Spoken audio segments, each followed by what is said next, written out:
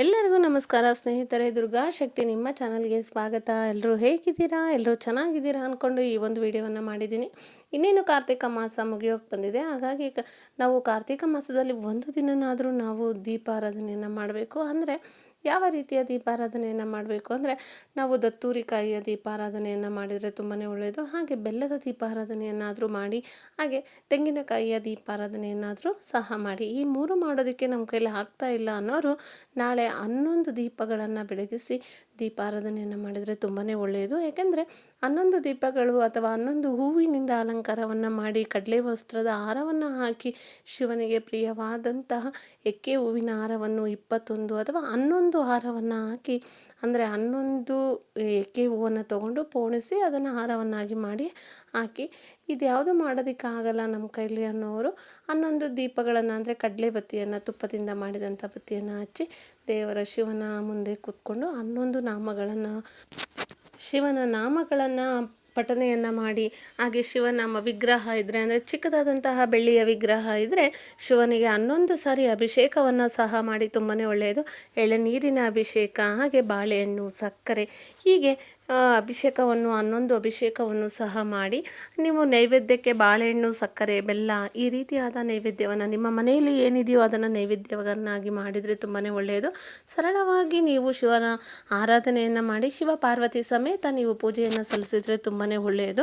ಈ ರೀತಿಯಾಗಿ ಸರಳವಾದಂತಹ ಆಚರಣೆಯನ್ನು ಮಾಡಿ, ಮನೆಯಲ್ಲಿ ದತ್ತೂರಿಕಾಯಿ ಸಿಕ್ಕರೆ ಅದನ್ನು ಬಿಡಬೇಡಿ, ತೊಗೊಂಬಂದು ಮನೆಯಲ್ಲಿ ಈ ರೀತಿಯಾದಂಥ ದೀಪಾರಾಧನೆಯನ್ನು ಮಾಡಿ ನೀವು ಸರಳವಾಗಿ ಆಚರಣೆಯನ್ನು ಮಾಡ್ಕೊಳ್ಳಿ, ತುಂಬಾ ಒಳ್ಳೆಯದು. ಇಲ್ಲ 365 ದೀಪಗಳನ್ನು ಬೆಳಗಿಲ್ಲ ಅನ್ನೋರು ಮನೆಯಲ್ಲೇ ಬೆಳಗ್ಗೆ, ಇಲ್ಲ ದೇವಸ್ಥಾನಗಳಿಗೆ ಹೋಗಿ ಅಲ್ಲಿ ಸಹ ನೀವು ದೀಪಗಳನ್ನು ಹಚ್ಬೋದು. ಅಲ್ಲಿ ನಿಮಗೆಲ್ಲ ವ್ಯವಸ್ಥೆಯೂ ಸಿಗುತ್ತೆ. ಅಂದರೆ ದೇವಸ್ಥಾನಗಳಲ್ಲಿ ದೀಪಗಳು ಸಿಗ್ತವೆ, ಹಾಗೆ 365 ದೀಪದ ರೆಡಿಮೇಡ್ ದೀಪ ಸಿಗುತ್ತೆ, ಹಾಗೆ ಎಣ್ಣೆ ಮತ್ತು ನಿಮಗೆ ಪ್ರತಿಯೊಂದು ಅಂಗಡಿಗಳಲ್ಲಿ ಸಿಗುತ್ತೆ. ತಗೊಂಡೋಗಿ ನೀವು ದೀಪಾರಾಧನೆಯನ್ನು ತುಂಬಾ ಸರಳವಾಗಿ ಮಾಡ್ಕೊಂಡು ಬರ್ಬೋದು. ಹಾಗೆ ಬೆಲ್ಲದ ದೀಪಾರಾಧನೆ ಆಗಲಿ ಪ್ರತಿಯೊಂದನ್ನು ನೀವು ದೇವಸ್ಥಾನದಲ್ಲಿ ತುಂಬಾ ಈಸಿಯಾಗಿ ಮಾಡ್ಕೊಂಬರ್ಬೋದು. ಮನೆಯಲ್ಲಿ ಮಾಡೋಕ್ಕಾಗಲ್ಲ ಅನ್ನೋರು ಮನೆಯಲ್ಲಿಯೇ ನೀವು ಪೂಜೆಯನ್ನು ನಾವು ನೀಟಾಗಿ ಮಾಡ್ತೇವೆ, ಮನೆಯಲ್ಲೇ ನೆರವೇರಿಸ್ತೀವಿ ಅನ್ನೋರು ನಾಳೆ ಶಿವನಿಗೆ ಮುಖ್ಯವಾಗಿ ಬಿಳಿ ಹೂವಿನಿಂದ, ಅಂದರೆ ಬಿಳಿ ಹೂವಿನಿಂದ ಅಲಂಕಾರವನ್ನು ಮಾಡಿ 11 ಬಿಳಿ ಹೂವನ್ನು ತಂದು ಪೂಜೆಯನ್ನು ಮಾಡಿ. ಬಿಳಿ ಹೂವು ತುಂಬಾ ಶ್ರೇಷ್ಠ ಶಿವನಿಗೆ, ಹಾಗಾಗಿ ಬಿಳಿ ಹೂವಿನಿಂದ ಅಲಂಕಾರವನ್ನು ಮಾಡಿದರೆ ತುಂಬಾ ಒಳ್ಳೆಯದು ಅಂತ ಹೇಳ್ತಾ ಇದ್ದೀನಿ. ಹಾಗೆ ನಿಮಗೂ ಸಹ ಏನು ಒಂದು ಕಾರ್ತಿಕ ಮಾಸದಲ್ಲಿ ಶಿವನ ಆರಾಧನೆಯನ್ನು ಮಾಡಿ ತುಂಬ ಒಳ್ಳೆಯ ಫಲಗಳು ದೊರಕಬೇಕು ಅಂದರೆ ನೀವು ಈ ಒಂದು ಯಾವುದಾದ್ರೂ ಒಂದು ದೀಪಾರಾಧನೆಯನ್ನು ನಾಳೆ ಮಾಡಿದರೆ ತುಂಬಾ ಒಳ್ಳೆಯದಾಗುತ್ತೆ. ನನಗೆ ಗೊತ್ತಿರುವಷ್ಟು ಮಾಹಿತಿಯನ್ನು ಸಹ ನಿಮ್ಮಲ್ಲಿ ಹಂಚ್ಕೊಂಡಿದ್ದೀನಿ. ನಿಮಗೂ ಸಹ ನಾನು ಹೇಳಿರುವಂಥ ಮಾಹಿತಿ ಇಷ್ಟ ಆಗಿದೆ ಅಂತಲೂ ಸಹ ಅಂದ್ಕೊಂಡಿದ್ದೀನಿ.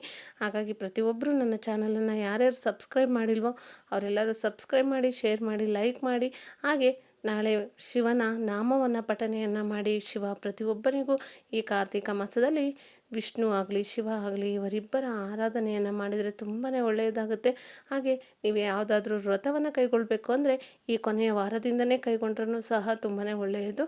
ಹಾಗಾಗಿ ಈ ಒಂದು ಕಾರ್ತಿಕ ಸೋಮವಾರದಿಂದ ನಿಮ್ಮ ಏನು ಪೂಜೆಗಳು ಇರ್ತವೋ ಆ ಪೂಜೆಗಳನ್ನು ಪ್ರಾರಂಭ ಮಾಡ್ಕೊಳ್ಳಿ, ವ್ರತಗಳನ್ನು ಹಾಗೆ ಮುಂದುವರಿಸ್ಕೊಂಡೋಗಿ. ಯಾವುದೇ ರೀತಿಯ ಕಂಟಕಗಳು ಬರೋದಿಲ್ಲ, ತುಂಬಾ ಒಳ್ಳೆಯದಾಗುತ್ತೆ ಅಂತ ಹೇಳ್ತಾ ಇದ್ದೀನಿ. ಹೇಳ್ತಾ ನನ್ನ ಈ ಒಂದು ವಿಡಿಯೋ ಏನು ಮಾಡಿದ್ದೀನೋ ಅದು ನಿಮಗೆಲ್ಲ ಇಷ್ಟ ಆಗಿದರೆ ನನ್ನ ಚಾನಲನ್ನು ಶೇರ್ ಮಾಡಿ, ಲೈಕ್ ಮಾಡಿ, ಸಬ್ಸ್ಕ್ರೈಬ್ ಮಾಡಿ ಅಂತ ಹೇಳ್ತಾ ಎಲ್ಲರಿಗೂ ನಮಸ್ಕಾರ.